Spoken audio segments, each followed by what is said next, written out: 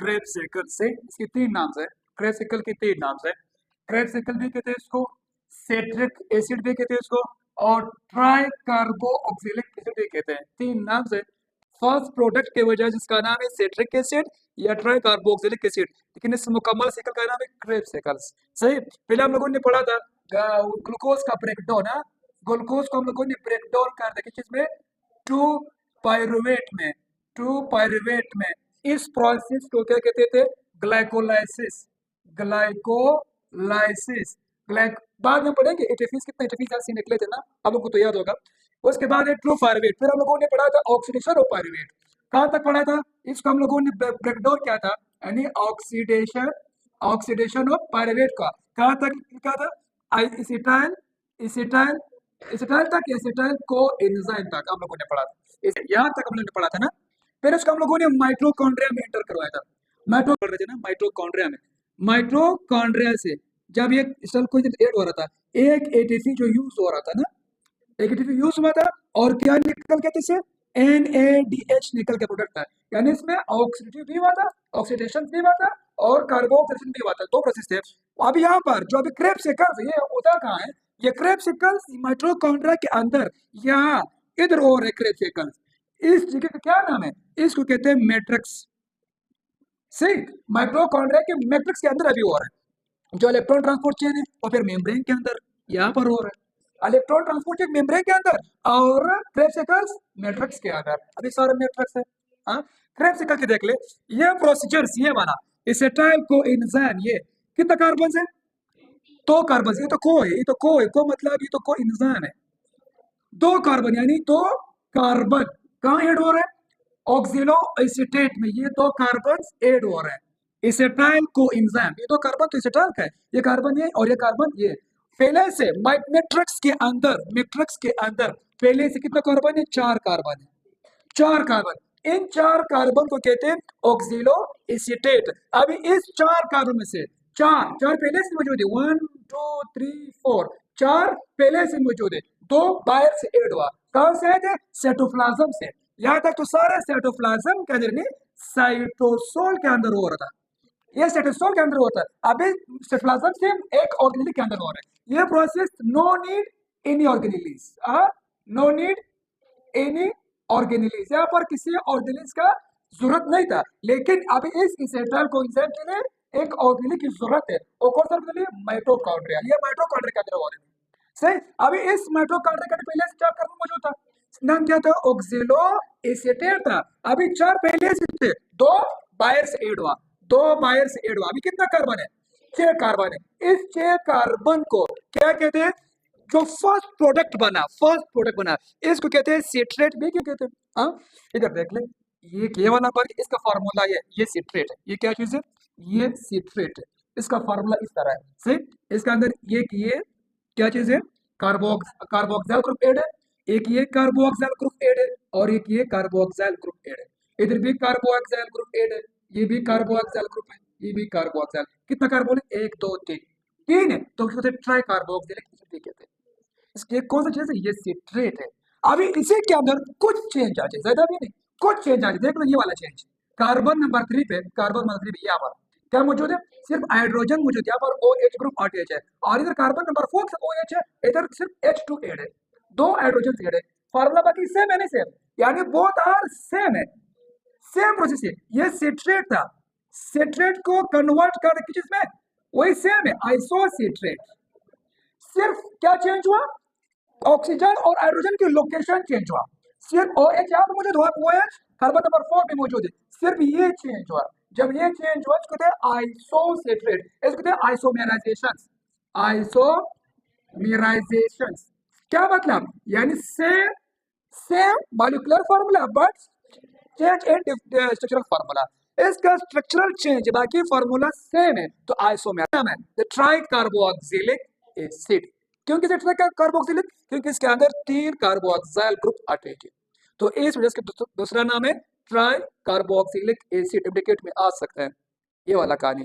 ठीक है। क्रेब्सिकल का आल्सो नोन एज ऑप्शन दिया होगा, ये इस सिट्रेट के अलावा ये ऑप्शन अगर दिया तो भी सही, ट्राई कार्बोक्सिलिक एसिड वाला कहानी भी सेम, क्योंकि इसका फर्स्ट प्रोडक्ट है, या इसके भी सर भी आ सकते हैं क्रेब्स का first product known as citrate, isocitrate या अल्फा ग्लूटारेट। तो आप लोग इसमें निशान लगे, सिट्रेट इसका फर्स्ट प्रोडक्ट है, सही। और दूसरा अगर ये ऑप्शन नहीं था तो ये ऑप्शन होगा ट्राई कार्बोक्सिलिक एसिड, ये भी इसके लिए फर्स्ट प्रोडक्ट बनता है। फॉर्मूला दोनों का सेम है, सिर्फ स्ट्रक्चर चेंज हुआ। दिस इज कॉल्ड आइसोसिट्रेट, ये सिट्रेट था, ये आइसो, आइसो मतलब सेम, आइसो जो लफ्ज है, आइसो जो लफ्ज है यानी लाइक सिट्रेट, जो सिट्रेट था सिट्रेट की तरह है, सेम है, लाइक अ सिट्रेट, सेम अ सिट्रेट। तो ये सिट्रेट था, वो भी सिट्रेट है, लेकिन सिर्फ स्ट्रक्चर चेंज हुआ।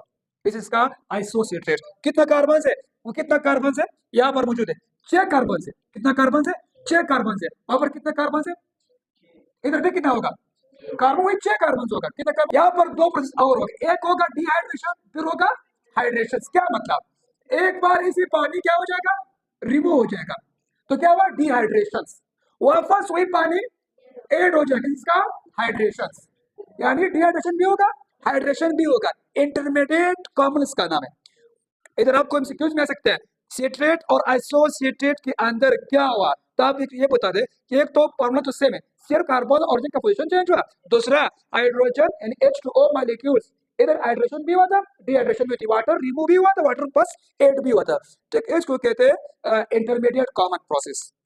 और इसके बाद ये जो आइसोसिट्रेट है वही 6 कार्बन है, यहाँ पर फिर 2 प्रोसेस होगा, 2 प्रोसेस है। कौन सी 2 प्रोसेस है, एक है ऑक्सीडेशन प्रोसेस, दूसरा कौन सा है कार्बोक्सिलेशन प्रोसेस। 2 प्रोसेस हुआ, जब ऑक्सीडेशन बना जाए यानी ब्रेकडाउन हुआ, ये क्या हुआ ब्रेकडाउन हुआ, ऑक्सीडेटिव हुआ, और क्या निकलते हैं ब्रेकडाउन में, इलेक्ट्रॉन निकल जाता है, एक हाइड्रोजन आयंस निकल जाता है। आप लोगों ने पहले भी पढ़ा था, अगर एक एटम है, ये एक एटम है, इससे एक इलेक्ट्रॉन या हाइड्रोजन आयंस रिमूव हो जाए, रिलीज हो जाए, दिस इज कॉल्ड ऑक्सीडेशन। ये क्या हुआ ऑक्सीडेशन। जो एटम एक्सेप्ट कर रहे, हाइड्रोजन एक्सेप्ट कर रहे, इलेक्ट्रॉन एक्सेप्ट कर रहे, जो ले रहे, दिस इज कॉल्ड रिडक्शन। हाँ ये रिडक्शन है। अभी तो इससे क्या निकलेंगे, हाइड्रोजन निकलेंगे, हाइड्रोजन तो मौजूद है, हम मेंशन नहीं करते, सही। यहाँ से एक हाइड्रोजन रिलीज हुआ, यहाँ से एक हाइड्रोजन क्या हुआ रिलीज हुआ, जब ये हाइड्रोजन रिलीज हुआ ये कहाँ जाएगा, किसके साथ कंबाइन होगा, इसने तो रिलीज कर दिया, कंबाइन किसके साथ होगा, यहाँ पर एक एजेंट इस्तेमाल होते हैं, कौन सा एजेंट है, यानी आपको बताएंगे ऑक्सीडाइजिंग एजेंट यहाँ पर कौन मौजूद है, ऑक्सीडाइजिंग एजेंट, ये इधर इन दोनों के दरमियान ऑक्सीडाइजिंग एजेंट वो कौन होगा, वो होगा NAD होगा, और NAD मौजूद होगा। जब ये हाइड्रोजन वहां से निकलेंगे ये कहा जाएगा, ये NAD के साथ कंबाइन होगा, क्या बनेगा NADH बन जाएगा, NADH बन जाएगा। ये अभी NAD खुद क्या चीज था पहले, NAD यहाँ पर एज अ को एंजाइम इस्तेमाल हुआ, को एंजाइम मतलब यानी ये एक ऑक्सीडाइजिंग एजेंट है। अभी ये NADH रिड्यूस हुआ, ये क्या हुआ रिड्यूस हुआ, बन गया, लेकिन वो ऑक्सीडाइज हुआ। एक तो ये वाला हो गया ऑक्सीडेशन प्रोसेस। दूसरा क्या होता है डी कार्बो, यानी इससे हाइड्रोजन निकल के और इसे कार्बन निकलेंगे, कार्बन डाइऑक्साइड निकल गया। पहले कितना कार्बन थे 5 6 थे, अब इसे एक कार्बन रिलीज हुआ, एक प्रोसेस तो ये हुआ था, उसको थे ऑक्सीडेशन, ये कार्बन निकल गया तो डी कार्बोक्सिलेशन, कार्बन निकल जाता है, सही।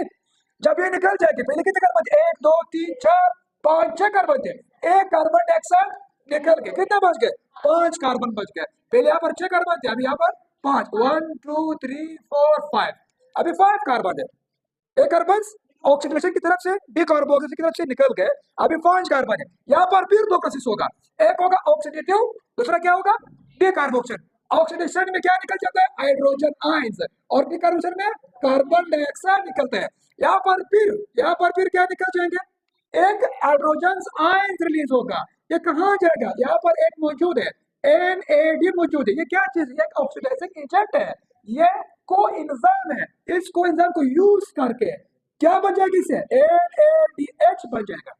अगर ये कोएंजाइम नहीं है, अगर कोएंजाइम नहीं था तो एक क्रेब्स भी इम्पॉसिबल था, इसके लिए कोएंजाइम चाहिए। अगर फिर H कौन एक्सेप्ट कर लेगा, वहां से ब्रेकडाउन हो रहा है या नहीं हो रहा है, कौन एक्सेप्ट कर लेगा, अगर एक्सेप्ट करने वाला कोई नहीं है तो क्रेब्स भी नहीं है, सही है। तो ये एज अ एजेंट भी है और कोएंजाइम भी है, ऑक्सीडाइजिंग एजेंट या कोएंजाइम, ये कोएंजाइम की तरफ भी काम कर रहा है और ऑक्सीडाइजिंग एजेंट की तरफ भी काम कर रहा है। तो क्या बना इसे, एक NH बना, एक और क्या चीज निकल गए कार्बन डाइऑक्साइड रिमूव हुआ, यानी डी कार्बोक्सिलेशन भी हुआ, ऑक्सीडेशन प्रोसेस भी हुआ। सर बकवास सुना है। सही, नेक्स्ट प्रोसेस। अभी देख ले कार्बन और निकल गया, अभी कितना बन बच गए, 4 कार्बन।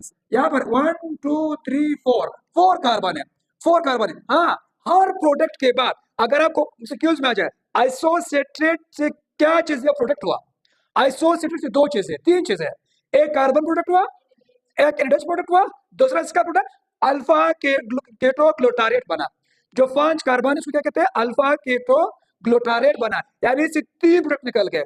फिर इस अल्फा ग्लूटारेट से कितना प्रोडक्ट निकल गए, फिर 3 निकले, एक कार्बन निकल गए, एक एनएच निकल गए, तीसरा प्रोडक्ट इसका सक्सेनाइल हुआ। इसके तो सक्सेनाइल है, लेकिन जो कोएंजाइम है ये बायर से इसके अंदर ऐड हुआ, बायर से ऐड हुआ, एक और कोएंजाइम लोगों ने ऐड किया था। यहाँ से फिर वापस निकलते भी ये कोएंजाइम, इसका और काम नहीं, सिर्फ कुछ प्रोसीजर इसका कोएंजाइम का। असल प्रोडक्ट क्या है, सक्सेनाइल बना, बायर से क्या ऐड हुआ, कोएंजाइम ऐड हुआ। तो इन दोनों को क्या कहते हैं, सक्सेनाइल कोएंजाइम, सक्सेनाइल कोएंजाइम्स। इसके अंदर कितने कार्बन है, 4 कार्बन मौजूद है, 4 कार्बन। ये अगर प्रोसेस, ये थोड़ा यहाँ पर इंपॉर्टेंट चीजें आ सकते हैं। इस इधर देख लें, यहाँ पर मौजूद है जीडीपी कन्वर्ट इनटू जीटीपी। किस तरह, यहाँ पर एक राइबोज शुगर है ना, राइबोज शुगर है, यहाँ पर गवानीन नाइट्रोजन, गवानीन के साथ एक फॉस्फेट प्लस दूसरा फॉस्फेट प्लस तीसरा फॉस्फेट, तो क्या बना, गवानीन ट्राइफॉस्फेट, गवानीन ट्राइफॉस्फेट। वो कहते हैं पहले ये क्या था, पहले तो देख ले, पहले गवानीन डाइफॉस्फेट जीडीपी, जीडीपी था ना, फिर अगर एक और फॉस्फेट ऐड कर दिया तो क्या बना, जीटीपी बना। अभी इस जीटीपी से आप लोग एक इनऑर्गेनिक फॉस्फेट को रिमूव कर लेंगे, ये ऐड कर लेंगे, किसके साथ ऐड कर लेंगे, इधर देखो कहां से एक फॉस्फेट को आप लोग ऐड कर देंगे, कहां, इधर पहले मौजूद था एडीपी मौजूद था, जब ये फॉस्फेट साथ कंबाइन हुआ, यहां से रिलीज हुआ, तो क्या बना प्रोडक्ट, एटीपी बना, एटीपी बना। अभी इस लेवल को जो एटीपी सिंथेसाइज हुआ बना, इसको कहते हैं सबस्ट्रेट लेवल फॉस्फोऑक्सीलेशन। यहाँ पर फिर एक एंजाइम हुआ, हाँ इधर देख ले, जो हाइड्रोजन रिलीज हो रहे, हाइड्रोजन कौन रिलीज कर रहे हैं, हाइड्रोजेनेस एंजाइम, डिहाइड्रोजेनेस एंजाइम से डिहाइड्रोजिनेस एंजाइम यहाँ पर यूज होते हैं। वो क्या करते हैं, हाइड्रोजन को रिमूव करते हैं, रिमूव करते हैं, रिमूव करते हैं। लेकिन यहाँ पर जो एटीपी रिलीज हुआ, एक इनऑर्गेनिक फॉस्फेट रिलीज हुआ, यानी फॉस्फेट रिलीज हुआ, ऐड हुआ, यहाँ पर कौन सा एंजाइम है, इधर एंजाइम इस्तेमाल होता है काइनेज। कौन सा एंजाइम है, काइनेज। लेकिन काइनेज कहाँ इस्तेमाल हुआ, सक्सेनाइड में इस्तेमाल हुआ, तो नाम है सक्सेनेट काइनेज, क्योंकि सक्सेनाइड से क्या बना, सक्सेनाइड बना। ऐसे एक एटीपी निकल गया, यहाँ पर एनएडीएच, यहाँ पर एनएडीएच, यहाँ पर क्या निकल गए, एटीपी निकल गए। तो इस प्रोसेस को, इस लेवल को कहते हैं सबस्ट्रेट लेवल फॉस्फोऑक्सीलेशन। और एंजाइम जो यूज हुआ, काइनेज एंजाइम यूज हुआ, कहाँ यूज हुआ, सक्सेनेट बना, तो सक्सेनेट काइनेज एंजाइम। सही है, यहाँ पर एनर्जी सिंथेसिस हुआ, एटीपी सिंथेसिस हुआ। नेक्स्ट देख ले, वही 4 कार्बन है, कार्बन तो रिलीज नहीं हुआ, कार्बन वही 4 कार्बन है, यानी फिर देख ले, यहाँ पर ऑक्सीडेशन भी हुआ था और डीकार्बोक्सिलेशन भी हुआ था। यहाँ पर ना फिलहाल ऑक्सीडेशन हुआ है, ना फिलहाल डीकार्बोक्सिलेशन हुआ है, सिर्फ वही 4 कार्बन है, सिर्फ इससे एक एटीपी सिंथेसिस हुआ, एटीपी सिंथेसिस हुआ। उसके बाद जो सक्सेनेट बना, यह वापस को एंजाइम रिलीज हुआ और एक एटीपी रिलीज हुआ, दिस इज कॉल्ड सक्सेनेट। अभी इस सक्सेनेट के बाद जो प्रोडक्ट बनता है सक्सेनेट से, सिर्फ only oxidation, only oxidative process होगा। यहाँ पर डीकार्बोक्सिलेशन भी था, इधर भी था डीकार्बोक्सिलेशन, लेकिन यहाँ पर सिर्फ ऑक्सीडेटिव। क्या मतलब, यानी कार्बन रिमूव नहीं होगा, हाइड्रोजन रिमूव होगा। यहाँ पर जो हाइड्रोजन रिमूव होगा, हाइड्रोजन रिलीज हुआ, इधर तो ऑक्सीडाइजिंग एजेंट क्या था, एनएडी था, यहाँ पर ऑक्सीडेशन एनएडी था। यहाँ पर जो ऑक्सीडाइजिंग एजेंट है वो कौन होगा, एफएडी होगा। यहाँ पर कोई एंजाइम एफएडी है, यहाँ पर ऑक्सीडाइजिंग एजेंट एफएडी है, तो एच जाकर इससे मिलेंगे तो क्या बन जाएगा, एफएडीएच बना, एफएडीएच बना। अभी देखो इंपॉर्टेंट एमसीक्यूज में आ सकता है, एनएडी और एफएडी का क्या चीज है, एफएडी का कोएंजाइम भी है, ऑक्सीडाइजिंग एजेंट भी है। अगर ये तो नहीं, एनएडी नहीं है और एफएडी नहीं है, तो क्रेप्सिकल इम्पॉसिबल है। हाइड्रोजन कौन एक्सेप्ट कर लेंगे, जब हाइड्रोजन रिलीज कर लेंगे तो कौन एक्सेप्ट कर लेंगे, वहां पर ऑक्सीजन एजेंट है नहीं है, तो क्रेप्सिकल भी इम्पॉसिबल होगा। यानी इसके लिए शर्त 3 चीजें, शर्त 3 चीजें क्रेप्सिकल के लिए, एक एनएडी एफएडी, दूसरा ऑक्सीजन, ऑक्सीजन मॉलिक्यूल। हाँ, इन ऑक्सीजन यूज तो नहीं हुआ, ऑक्सीजन यूज हुआ नहीं हुआ, तो फिर क्यों जरूरत है ऑक्सीजन, यहाँ पर ऑक्सीजन क्यों जरूरत है, देख ले, यहाँ पर ये डायरेक्टली ऑक्सीजन को यूज नहीं कर सकते, इनडायरेक्टली यूज कर रहे हैं। इनडायरेक्टली ऑक्सीजन यूज करें। जो हम इलेक्ट्रॉन ट्रांसपोर्ट चेन पढ़ेंगे वहां पे हमको दिखाएंगे कि इसके लिए फ्री ऑक्सीजन चाहिए, फ्रीली मूवेबल जो ऑक्सीजन है वहां पर जो घूम रहे ऑक्सीजन उसके लिए रिक्वायर्ड इलेक्ट्रॉन ट्रांसपोर्ट चेन है। लेकिन यहाँ पर भी ऑक्सीजन यूज तो हो रहा है लेकिन डायरेक्ट नहीं, इनडायरेक्टली यूज हो रहा है, तो ऑक्सीजन के बगैर भी इम्पॉसिबल है। FAD NAD के जो कोई एंजाइम के बगैर भी इलेक्ट्रॉन ट्रांसपोर्ट चेन और सॉरी ये क्रेब साइकिल भी इम्पॉसिबल है। उसके बाद ओनली ऑक्सीडेटिव प्रोसेस हुआ, FAD का को एंजाइम भी है और ऑक्सीडेटिव एजेंट भी है, FADH बना। तो उसके बाद जब ये हाइड्रोजन निकल गए इसका प्रोडक्ट क्या बन जाएगा, फेमोरेट बन जाएगा। सही, अभी इस फॉर्मेट के अंदर न ऑक्सीडेशन होगा न कार्बोक्सिलेशन होगा, एक ही प्रोसेस होगा, उसके थे एडिशन ऑफ वाटर, एक वाटर मॉलिक्यूल ऐड हुआ बस, और इससे कोई चीज नहीं निकलेगा। आउटपुट में इनपुट हुआ, इनपुट क्या चीज है, H2O रिलीज हुआ, ऐड हुआ, वही 4 कार्बन, इधर भी 4 कार्बन है और इधर भी 4 कार्बन है, सिर्फ इन 4 कार्बन के अंदर क्या ऐड हुआ, वाटर ऐड हुआ। इसको फिर क्या कहते हैं, माइलेट, जो वाटर ऐड हुआ फॉर्मेट के अंदर जो वाटर ऐड हुआ दिस इज कॉल्ड मैलेट। अब इस मैलेट से फिर वही डिहाइड्रोजनेस एंजाइम आकर एक हाइड्रोजन को फिर निकालेंगे, इधर भी हाइड्रोजन को निकाला था डिहाइड्रोजनेस एंजाइम्स, इधर भी वो एंजाइम यूज हुआ था, लेकिन यहाँ पर फिर वही डिहाइड्रोजिनेस एंजाइम वो क्या करते हैं, एक हाइड्रोजन को रिलीज करते हैं। यहाँ पर ऑक्सीडाइजिंग एजेंट FAD था, इधर फिर क्या मौजूद है, FAD NAD मौजूद है, यानी ऑक्सीडाइजिंग एजेंट NAD मौजूद है। ये कौन एंजाइम है, ये H आकर NAD के साथ कंबाइन होकर NADH बनाता है, NADH बनाता है, this is called energy product हुआ। और ये कौन एंजाइम है, वापस वही 4 कार्बन, जब एनर्जी निकल गए अभी फिर क्या चीज है, वही 4 कार्बन है, इन 4 से हाइड्रोजन निकल जाएंगे, this is called oxalo acetate. उसके बाद फिर बाहर से यही ऑक्सिलो एसीटेट फिर बाहर से 2 एसिटाइल कोएंजाइम को ऐड कर लेंगे, फिर ऐड कर लेंगे, फिर इस साइकिल को रन कर लेंगे। अभी इस रन करने के लिए क्रेब साइकिल को रन करने के लिए एक इसको चाहे FAD चाहे, दूसरा इसको NAD चाहे, तीसरा इसको ऑक्सीजन चाहे, लेकिन ऑक्सीजन तो यूज नहीं हुआ, नॉट यूज डायरेक्टली, लेकिन यूज तो और नीड है, इनडायरेक्टली इसको चाहिए, इनडायरेक्टली इसको चाहे, डायरेक्टली नहीं चाहे। हाँ, इसके बगैर, इन तीनों के बगैर, ये तो को एंजाइम, ये तो क्या चीज है, को एंजाइम है, इन दोनों के बगैर और ऑक्सीजन के बगैर ऑक्सीजन और क्रेब साइकिल इम्पॉसिबल है। सही, आप एमसीक्यूज में आ सकते हैं, how many ATPs are produce in Krebs cycles, how many ATPs, overall कितना एनर्जी प्रोड्यूस हुआ, इधर देख ले, इसके अंदर ओराल कितने NADH है, NADH 3 दाने, एक NADH 3 दाने ATP बनाएगा, एक NADH 3 ATPs का इक्वल है, इधर भी ATP और इधर भी ATP, इधर भी ATP, यानी 3 ATP का, एक NADH 3 ATP का इक्वल है। तो अभी तो कितना NADH है, 1 2 3 है ना, एक NADH तो का दूसरा और 3 NADH है, 3 को मल्टीप्लाई करें 3 के साथ तो कितने बने, NADH से हमें 3 multiply by 3 is equal to 9 ATP produce हुआ सिर्फ NADH से। और जो FAD है, FADH, एक FADH is equal to 2 ATP, ठीक है, FADH इक्वल टू 2 ATP, एक दाना, तो कितने FADH है, 2 कहाँ है, फिलहाल तो हम लोग एक निकाले, वो साइकिल तो 2 जा रहे हैं, एक साइकिल तो नहीं है, देखो क्योंकि फॉरवर्ड जो निकला था वो 2 साइकिल जा रहे हैं, 2 साइकिल जा रहे हैं।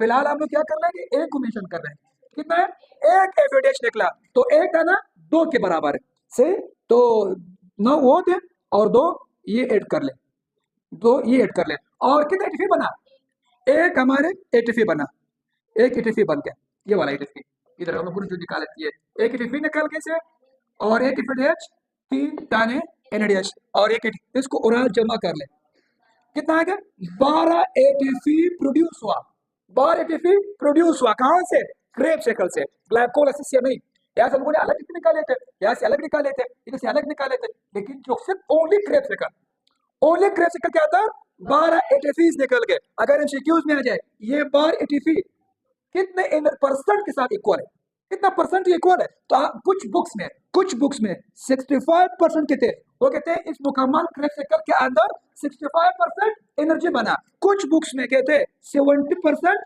एनर्जी बना। ठीक है, शायद आप लोगों के बुक में 70% है। कितना है? 70% एनर्जी, 70% एनर्जी प्रोड्यूस हुआ कहां से? क्रेब साइकिल से। बकाया जो बच गया 30%, वो कहाँ है? ये तो 70% है। बकाया जो बच गए 30% वो कहाँ बना?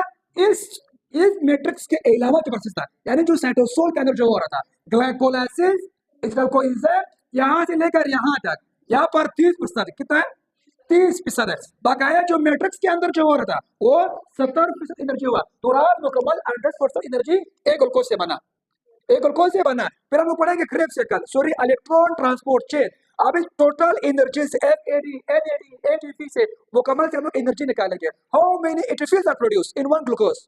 ठीक है, फिर हमको तो बाहर निकाले, बाहर यहाँ से निकल गए। बकाया जो है वो कहाँ से निकल गए?